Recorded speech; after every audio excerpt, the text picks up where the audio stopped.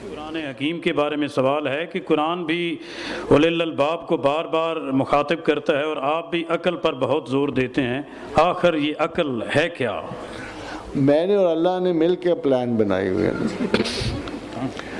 بادشاہ صاحب کے what I understand about God is کہ اللہ نے اپنی جتنی تخلیقات بھی پیدا کی ہیں اس میں اس نے سب سے حسین عقل کو کہا ہے، اور کہا جب انسان نے اللہ نے عقل کو تخلیق کیا تو کہا مجھے چل کے دکھا، پھر عقل نے چل کے دکھائے، پتہ نہیں کیا نرت دیکھے اللہ نے، کیا انداز دیکھے کہ پروردگار عالم نے تبسم فرمایا اور کہا میں نے کیا خوبصورت چیز تخلیق کی ہے۔ اور جب اس کو حسن میں افضلیت دی اور پھر اس کو سوچا میں دوں کس کو، پھر اس نے کہا اِنَّا عَرَضْنَا الْأَمَانَةَ عَلَى السَّمَاوَاتِ وَالْأَرْضِ فَأَبَيْنَا وَأَشْفَقْنَا مِنْهَا وَحَمَلَهَا الْإِنسَانُ۔ پھر میں نے کہا زمین و آسمان کی مخلوقات بھائی کوئی ہے جو میری اس خوبصورت نعمت کا حق ادا کرے، اور سارے بھاگ گئے کیونکہ نعمت بھی ملتی تھی، کچھ خطرات بھی تھے، تو جب خطرات دیکھے تو سارے بھاگ گئے۔ وَحَمَلَهَا الْإِنسَانُ، انسان آگے بڑھا اور اسے اٹھا لیا۔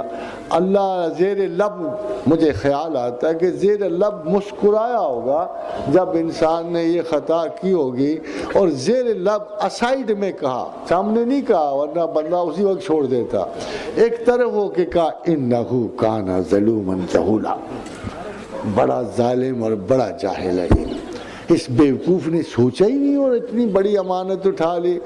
تو خواتین و حضرات، ظالم و جاہل کے ہمیشہ ہی غلط معنی کیے گئے۔ جاہل وہ ہے جو رسپانسبلٹی کو ادا نہ کر سکنے کے باوجود اٹھا لے، جیسے انسان اس قابل نہیں تھا کہ عقل کا بوجھ اٹھاتا، وہ اٹھا لیا۔ اور ظالم وہ ہے جس نے دوسروں کے ساتھ تو چاہے انصاف، اپنے ساتھ بے انصافی کر گیا۔ تو سمپل ٹرانسلیشن یہ ہے کہ he overestimated himself and underestimated the job۔ اب آپ اگر خدا کی انہو کانا ظلوما جہولا کی مثال آج کے دن دیکھ لیں، 6.5 ارب انسان خدا سے دور، ایک آدھ ارب عادتاً یعنی ولایتاً جداً اور بالکل مجبوراً خدا کے ساتھ ہے۔ ان میں سے کتنے یہ ساتھ نبھاتے ہیں اللہ جانتا، ہم جانتے ہیں۔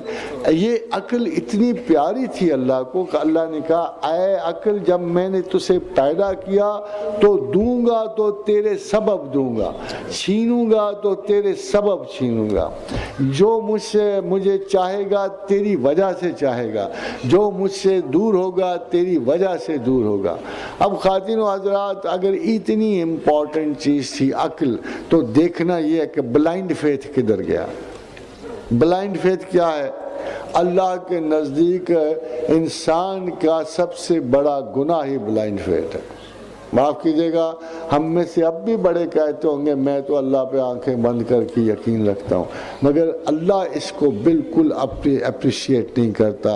ان شر الدواب عند اللہ صم بکم الذین لا یعقلون، بدترین جانور اللہ کہتا ہے میرے نزدیک وہ ہیں جو عقل استعمال نہیں کہ معاف کیجئے گا، جب عقل کی بات ہو تو یہ ضروری نہیں کہ عقل اعلیٰ ترین لوگوں کی ہوتی ہے، وہ ارسطو اور افلاطون مراد نہیں ہے، بلکہ جلوہ بقدر ظرف، جلوہ بقدر ظرف نظر دیکھتے رہے، کیا دیکھتے ہم ان کو مگر دیکھتے رہے۔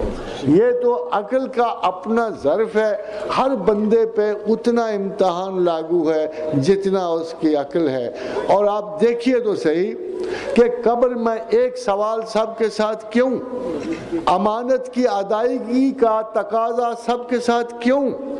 اگر امانت اللہ کو سمجھنا ہے اور اگر سارے انسان ایک عقل کے نہیں ہیں تو پھر most of the people should tell God کہ یا اللہ ہم میں عقل تھی نہیں اتنی، ہم میں سمجھ اتنی، پھر تو ہم سے کیوں سوال پوچھتا ہے؟ مگر یقین جانیے کہ اگر خدا نے کسی اور انسان کو کوئی اور صلاحیت بخشی ہو یا نہ ہو تو اپنے عرفان کی سعادت اور اپنے آپ کو جاننے کی ایک سطح معرفت ضرور رکھے ہے، اسی وجہ سے وہ سب سوال کرتا ہے من ربوں کا، من نبی کا، اسی وجہ سے وہ سوال کرتا ہے۔ اخواتین